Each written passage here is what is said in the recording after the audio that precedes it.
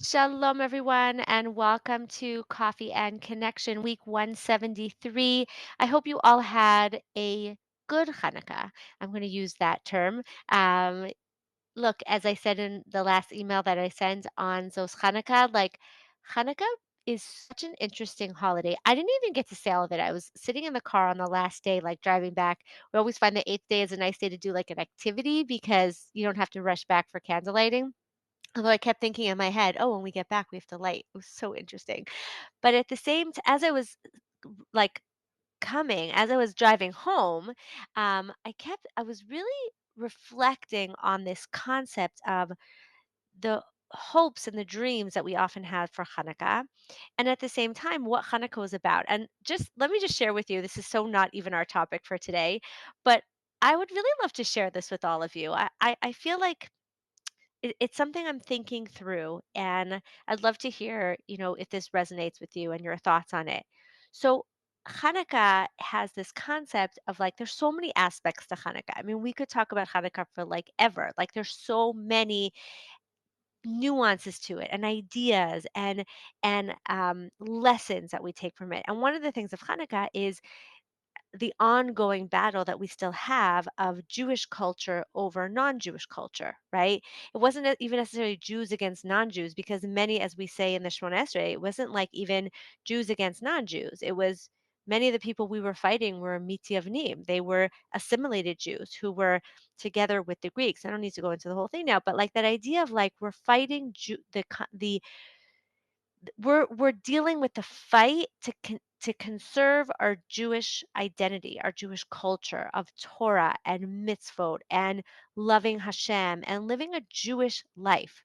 And it's so interesting because Hanukkah coincides with, because it's, of course, a time that you would have a holiday. That's why we have a holiday, and all the other nations have their own holidays. And it's become this like holiday season. And the holiday season has within it a lot of this like culture around it of like the the whole holiday season in the cultures like in the world has this like perfectionism to it, right? Of this idea of like the perfect family sitting around the perfect fireplace and like the perfect setting and everything that comes along with it, right? And what's interesting, I was thinking, is how much that has then infiltrated into our vision of Hanukkah. And yes, Hanukkah is about bringing the warmth of Torah into our homes and emulating it into the world. And yes, it is about light in the darkness. And yes, it is about our home as a mikdash and everything we want to give to our children inside of the warm home. Yes, all of that is true. And how much do we also have this vision of these like 8 perfect nights sitting around the candles together and everyone happy and smiling the whole time? And how difficult is it then when those visions don't always come true? And look, we can have beautiful family times, but they're still not going to be perfect. And it's not necessarily going to be perfect all the time.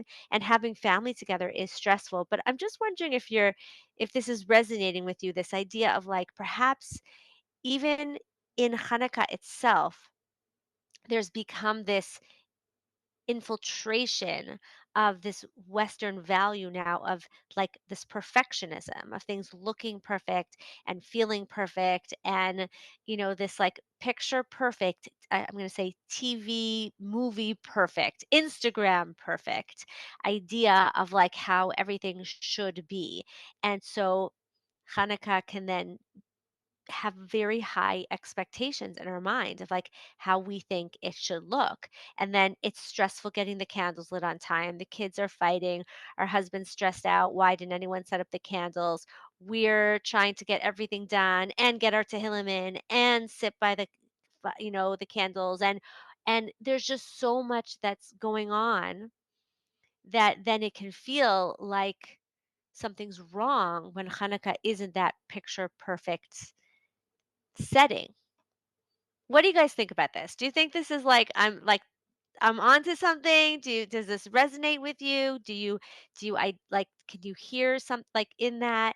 Yes, tell me what you're hearing. Yes, and with cute tablescapes and food art, etc., which I love, can make you feel inadequate if yours is just simple. Exactly.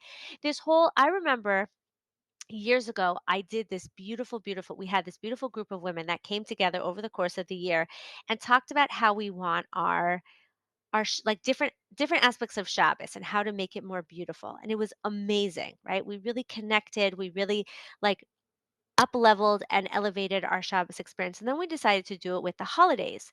And it was beautiful and great. And then one for Hanukkah, we like opened the group and more women came. And all of a sudden, this like sharing of how to make Hanukkah more elevated became about the perfect arts and crafts to do with your kids and the perfect games. And it was like a whole I remember just sitting there going like, "This is not about elevating our Hanukkah experience necessarily. This is about it looking nice. This is about it feeling nice, but it's not really about the spiritual aspect of it." And I'm not diminishing the idea that we want to sit with maybe sometimes we want to sit and play with our kids. We want to decorate things. All of that is true, but how much does that end up taking over our holiday? How much does it end up creating the expectations by which we're judging whether or not we had a good Chag? Like, does this, yes, we could, there's so many like picture perfect images of what we tell ourselves it should look like, it should feel like. And yet life is life. Right? And holidays always have their own stress, right? Because there's all these halachas to follow and all of this, you know, like things that need to get done in a certain time and in a certain way. And there's fire, which is can be fun, but that also makes it more stressful, right? It's dangerous. And there's a lot that we're dealing with. And when we allow in those high expectations of like the picture perfect, the Instagram worthy, you know, like standards of that perfectionism, we're actually allowing the culture to seep in to what it really is about, right? Which is really what Hanukkah is about acknowledging the separation between yes it's not that Greek culture is negative. It's not that Greek culture didn't have truth to it. We do also believe in the value of the body. We do also believe in beauty, but we believe in those things for the sake of something, for the sake of connecting to Hashem. We love we value the physical as a means to the spiritual, not as of a means in and of itself, which is how the Greeks looked at it, which is what makes it so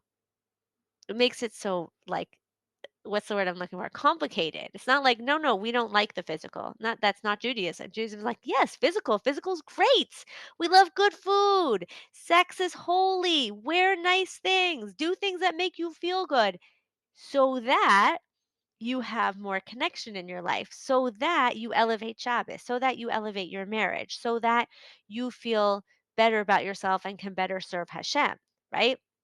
So we're always in the so that. So we're not against Hanukkah looking pretty, right? Hanukkah having nice Hanukkah decorations and it can enhance in a beautiful menorah. We believe in Hiddur mitzvah, right? Making it beautiful.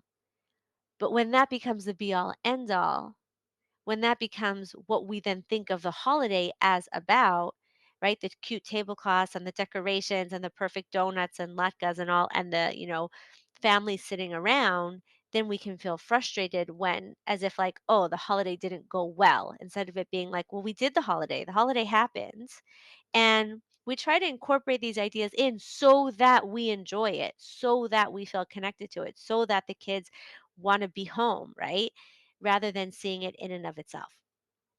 Okay, so I hope that that was total tangent that I just wanted to share with all of you, and I hope that it strikes a chord in something that can make a difference actually in what I did want to speak about today, which is about setting goals. Live the more I live in the longer I live in Israel, thank God, the more disconnected I feel from the secular calendar. Um I do have to stay connected to it because of financial things and stuff like that, and just knowing like where we are in the calendar.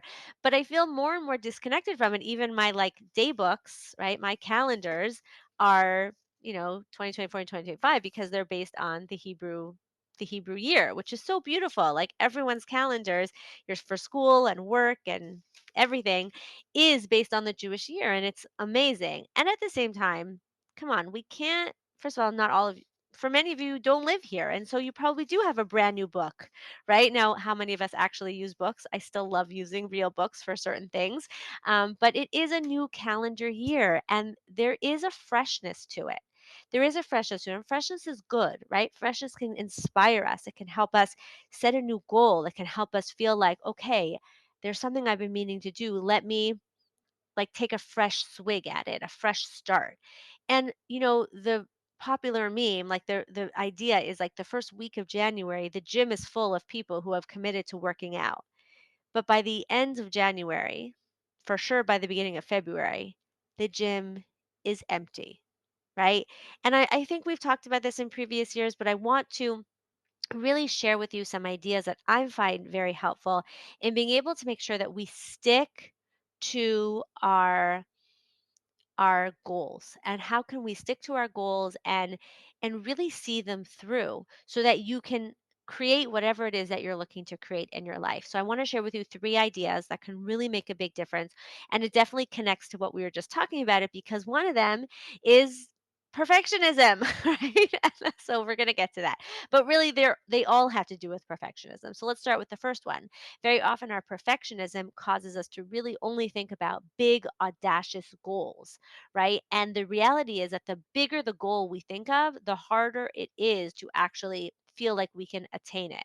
Because if I think about, okay, let's say I need to lose 30 pounds, and I'm thinking about 30 pounds, 30 pounds, 30 pounds. Well, 30 pounds feels like a ton. What if it's 100 pounds? It feels like so much that even if I lose 5 pounds, it's like, so what? I'm still so far from my goal. And okay, let's say I gain a pound back, like not such a big deal when you have so much to lose. And it could just be so disheartening to focus on that big goal. I see this with women all the time with their marriage. If they're so focused on, I need to get this beautiful, very connected relationship where we're always in sync with each other and we love always hanging out with each other and we always work so beautifully together, then even as they're getting to victory after victory, even as they're getting closer and closer to their husband, they're still like, yeah, but I'm not over there. And because they're not over there, they're not there in like this big, audacious, like perfect place that they want to get to, then not only do they not notice their victories, but their victories actually hurt them because they're like, yeah, we did have a nice time together last night, but like, but it wasn't like amazing. So like now I just feel like what's the point of even having a nice time if it's not going to be the ideal or if it's not always. And so the more we're focusing on like the big goal, the harder it is to actually stick to it and feel like we're actually making progress. And so it's really important to stick to a small goal, even like small goals at a time, right? Recognize the little victories. Like choose a path that like see it as a process because remember change is a process. It's not an event, right? I remember someone sharing that line with me so many years ago and it's so important for everything in life that change is not an event, it's a process, right? And I also have a book somewhere that says change is not a light switch, it's a sunrise, right? It takes time. And so it's important to acknowledge the change that's happening and give yourself those little steps along the way, right? Think of it even in, I'm just thinking this now, the way we think of sunrise in Judaism. We don't just say, like, well, 1 minute it's night and the next it's day. No, right? As well, Friday morning, if you're planning on waking up to eat before the fast. I always find it so crazy how much earlier than sunrise you have to get up, right? Because there's like, well, the fast doesn't start at sunrise. The fast starts at Ayelet HaShachar, which is like when the sky just starts getting light. And then even before that, you can't sit down and start a meal more than half an hour before that, less than half an hour before that. So you have to get up even earlier than that. And then it's going to take you time to get up and go to the bathroom. So it's like a whole process. Meanwhile, it's like hours before it's even light outside and you already are in your fast. So it's like, this idea of like it's not there's a Yelad Shachar and then there's like there's dawn, and then there's different stages of dawn. The Mishnah even talks about different stages of it and what can you do in what stage. And then there's, even if what happens when people can't wait until sunrise to daven, so they can daven even earlier then there's sunrise. And then there's the latest time, we call it Sof Zman Shel Kriyat Shema, Sof Zman Tefillah, Chatzot, right? That really you can daven all the way till midday, but there's all these different stages of the day because it's not just day, it's stages, it's a process, and then the process goes the other way into night until we get to night, and even the night itself has different sections to it, right? So it's always important to acknowledge that change is a process and give yourself steps to take in that process. The nutrition coach that I love to follow, that I've been doing her program now for like over 3 years, she always says 2 pounds at a time, right? Don't think of it as 100 pounds down the road, 50, 50 pounds, 30 pounds, 20 pounds. It's 2 pounds. And we can all do 2 pounds, right? So put that into your own, in whatever it is that you're setting a goal. The second is to notice if you're going into all or nothing, right? Oh, I messed up today. I messed up, so the whole day's gone. I messed up, so the whole week is gone. I didn't do it perfectly, so it doesn't count. That so gets in the way of our working towards our goals. So you had a fight with your husband about something. Doesn't mean that your marriage, as we talked about in the masterclass, which I'm getting some very positive feedback for here. Thank you so much for the positive messages. Doesn't mean that your whole marriage is ruined. Your whole day is ruined. Doesn't mean that the two of you can't then laugh about something 5 minutes later, or that you can't still have dinner together, go on a date, have a conversation about something. So you weren't your best self. Doesn't mean now, oh, I may as well just like lose it at everybody. No, take control of yourself. Give yourself some self love.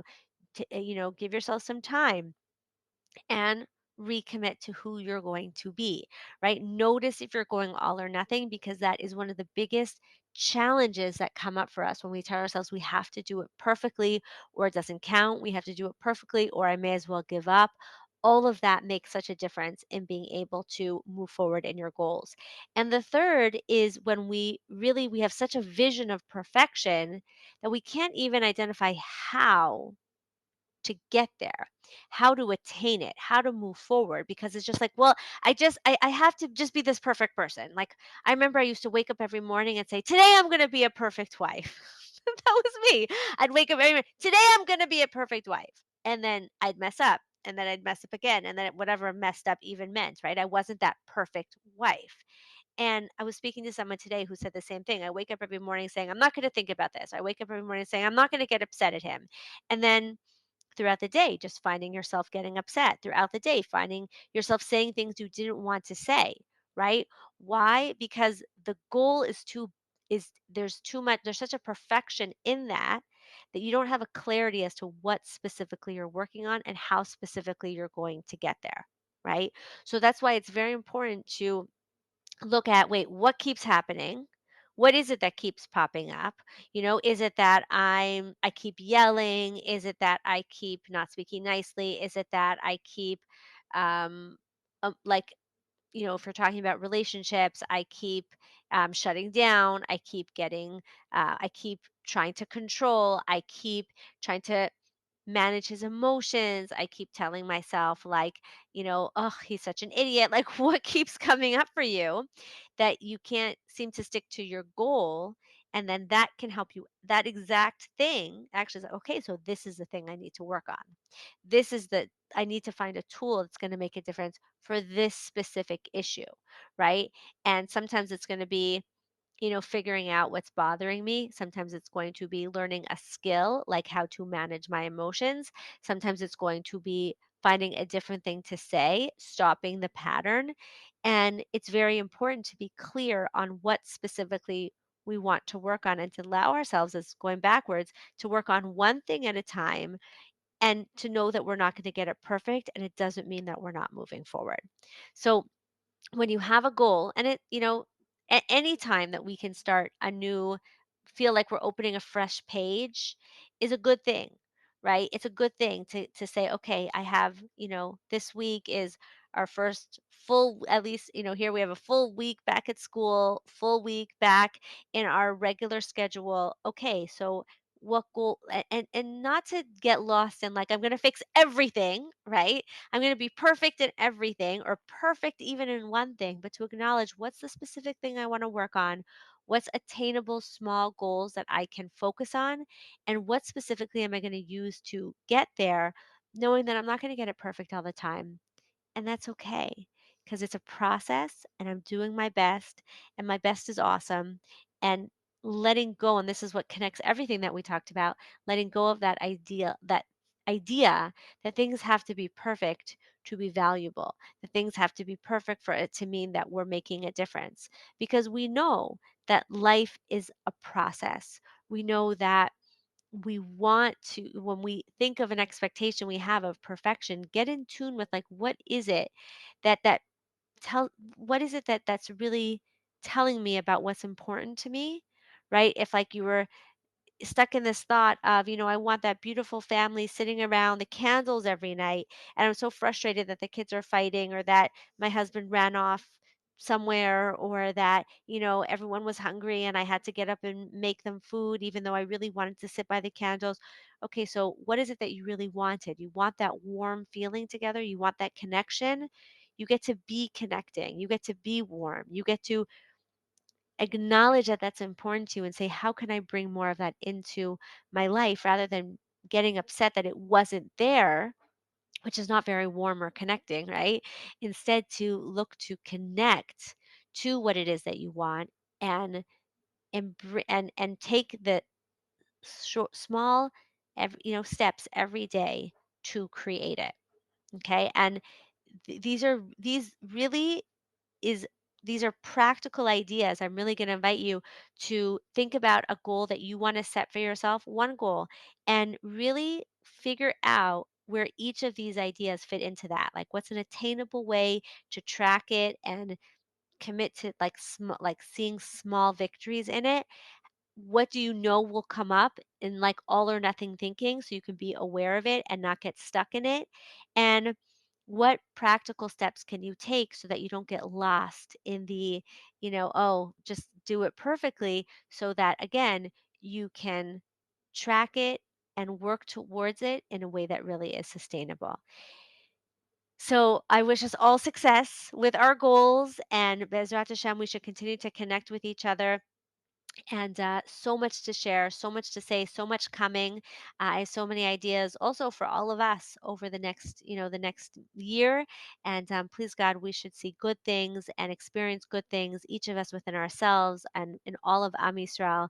And Bezrat Hashem, we should only keep going higher and higher as we get it gets lighter and lighter. May also the light in our lives and the light in the world continue to increase. So I look forward to seeing you all next week, Be'ezrat Hashem. Until then, may we all be blessed to live, love, and be loved with all our hearts. Goodbye for now.